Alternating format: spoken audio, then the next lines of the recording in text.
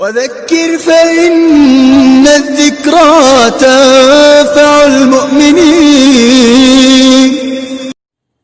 مولانا مفتی عبدالقیوم عتیق صاحب مظاہری کا ہر اتوار کو بعد نماز مغرب درس قرآن ہوگا، انشاءاللہ خود بھی سنیں اور عمل کریں اور ثواب کی نیت سے دوسروں کو بھی شیئر کریں۔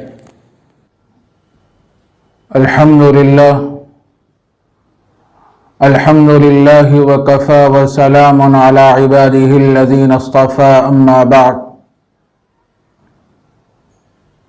فاعوذ باللہ من الشیطان الرجیم، بسم اللہ الرحمن الرحیم۔ سورة الزلزال مدنیہ، بسم اللہ الرحمن الرحیم۔ اذا زلزلت الارض زلزالها وأخرجت الأرض أثقالها وقال الإنسان ما لها يومئذ تحدث أخبارها بأن ربك أوحى لها يومئذ يصدر الناس أشتاتا ليروا أعمالهم فمن يعمل مثقال ذرة خيرا يره ومن يعمل مثقال ذرة شرا يره۔ صدق اللہ العظیم۔ محترم ناظرین و سامعین، سورہ زلزال یہ مدنی سورت ہے، اس میں 8 آیتیں ہیں۔ حق تعالی جل شانہ نے اس صورت میں وقوع قیامت اور اس کے احوال کو بیان فرمایا ہے۔ اذا زلزلت الارض زلزالها،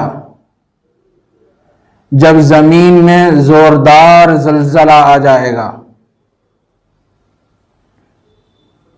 اور ایک جگہ اللہ تبارک و تعالی نے یہ بات بیان فرمائی کہ وَزُلْزِلُوا زِلْزَالًا شَدِيدًا،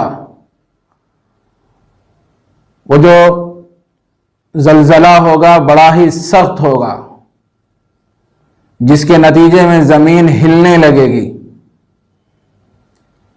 یا ایھا الناس اتقوا ربکم ان زلزلۃ الساعۃ شیء عظیم، اے لوگو اپنے پروردگار سے ڈرو، بے شک قیامت کا زلزلہ بہت ہی عظیم ہے، بہت ہی سخت ہے۔ اور اس وقت کیا کیفیت ہوگی اور لوگوں پر کیا حالات ہوں گے؟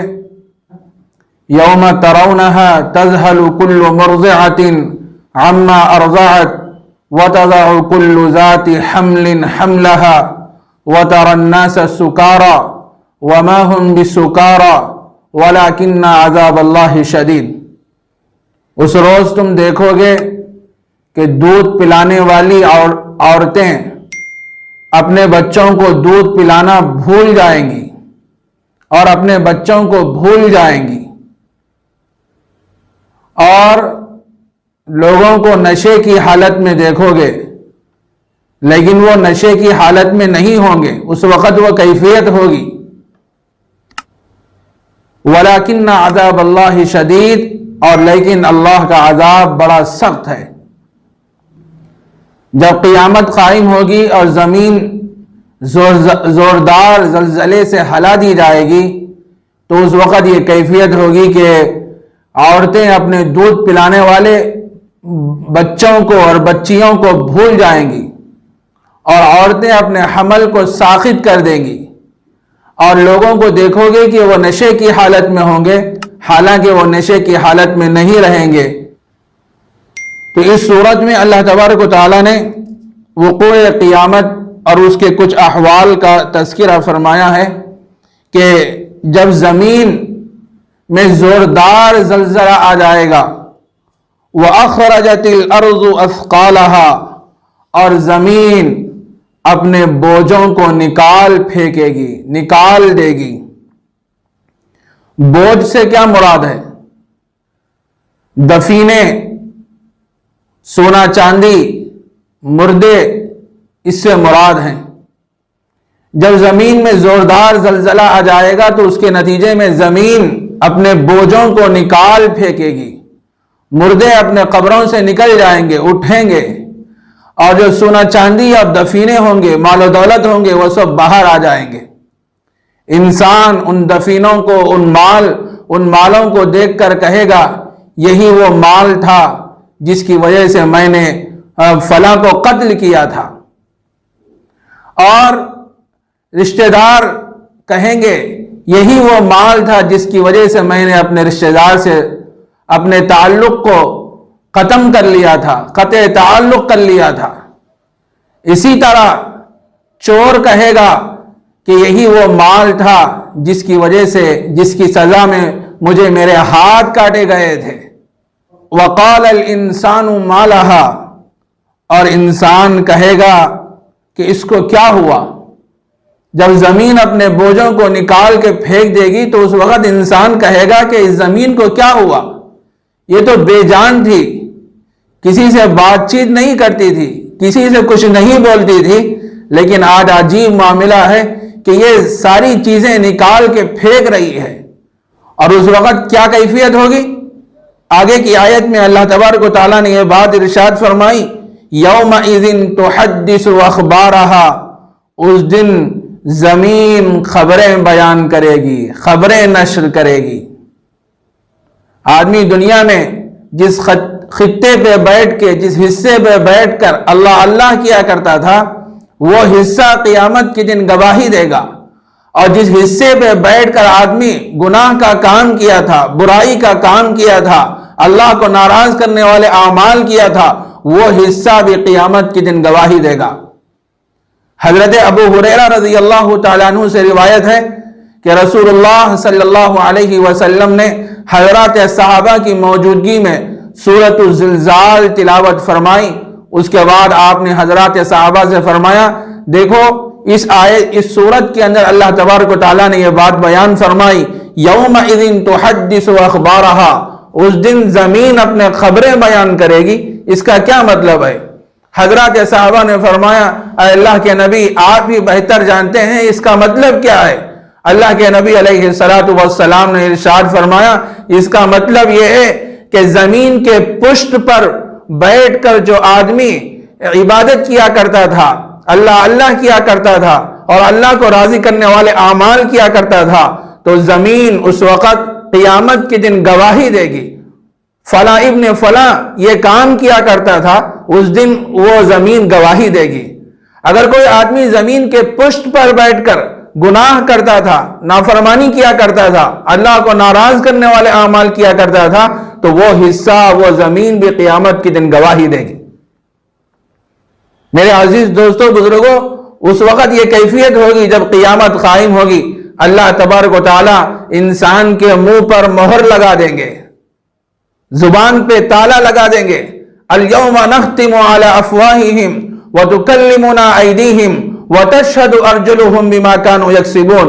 وہ قیامت کا دن تو ایسا ہوگا کہ اس دن اللہ تبارک و تعالی منہ پر مہر لگا دیں گے، وتکلمنا ایدیہم، ان کے ہاتھ ہم سے بات کریں گے، وتشہد ارجلہم، اور ان کے پیر گواہی دیں گے، جو بما كانوا یکسبون، جو کچھ وہ دنیا میں کیا کرتے تھے۔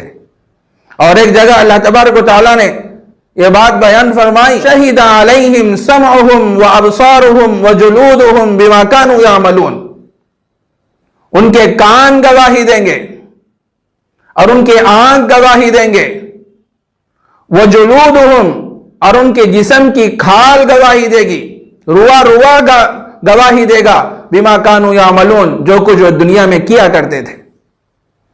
اسی کو اللہ تبارک و تعالیٰ نے اس آیت میں بیان فرمایا، یومئذ تحدث اخبارہا، اس دن زمین خبریں بیان کرے گی، نشر کرے گی، بِأَنَّ رَبَّكَ أَوْحَى لَهَا، اس وجہ سے کہ بے شک تیرا رب اس کو حکم فرمائے گا، زمین کو حکم فرمائے گا، تو اس کی وجہ سے زمین خبریں نشر کرے گی۔ یومئذ یصدر الناس اشتاتا لیروا اعمالہم، اس دن لوگ واپس ہوں گے مختلف جماعتیں بن کر، لیروا اعمالہم، تاکہ وہ اپنے اعمال کو دیکھ لیں گے۔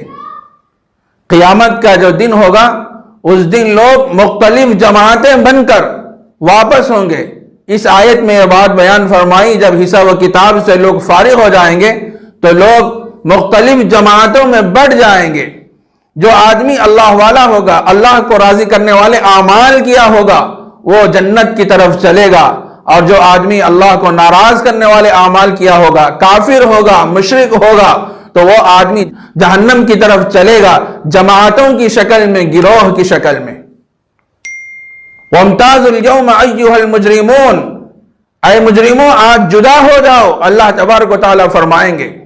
فَمَنْ يَعْمَلْ مِثْقَالَ ذَرَّةٍ خَيْرًا يَرَى، آگے کی آیت میں اللہ تبارک و تعالیٰ نے یہ بات ارشاد فرمائی، جو کوئی ذرہ برابر بھی خیر کرے گا، نیکی کرے گا، وہ اس کو دیکھ لے گا قیامت کے دن۔ شرط یہ ہے کہ ایماندار ہونا چاہیے، اس کے دل میں اللہ کی وحدانیت ہونا چاہیے۔ کوئی آدمی دنیا میں ایمان کے بغیر، اللہ کی وحدانیت کے بغیر کوئی نیکی کا کام کرے، بھلائی کا کام کرے، تو یہ بھلائی اس کے لیے آخرت میں نجات کا ذریعہ نہیں بنے گی، وہ جنت میں داخل نہیں ہوگا۔ اس واسطے کہ جنت میں دخول کا جو سبب ہے، داخل ہونے کا جو سبب ہے، وہ ایمان ہے۔ ایمان کے بغیر کوئی آدمی جنت میں داخل نہیں ہو سکتا۔ قرآن مجید میں اللہ تبارک و تعالیٰ نے ارشاد فرمایا، من کان یرید حرث الآخرۃ نزد له فی حرثہ ومن کان یرید حرث الدنیا نؤتہ منہا وما له فی الآخرۃ من نصیب، جو لوگ آخرت کی کھیتی کو چاہتے ہیں، من کان یرید حرث الآخرہ نزد له فی حرثہ، ہم ان کی کھیتیوں میں اضافہ کرتے ہیں۔ ومن کان یرید حرث الدنیا، جو دنیا کی کھیتی کو چاہتے ہیں، نزد له فی حرثہ، ہم دنیا ہی میں ان کی کھیتی میں اضافہ کرتے ہیں۔ وما له فی الآخرۃ من نصیب، آخرت میں ان کے لیے کوئی حصہ نہیں ہوگا۔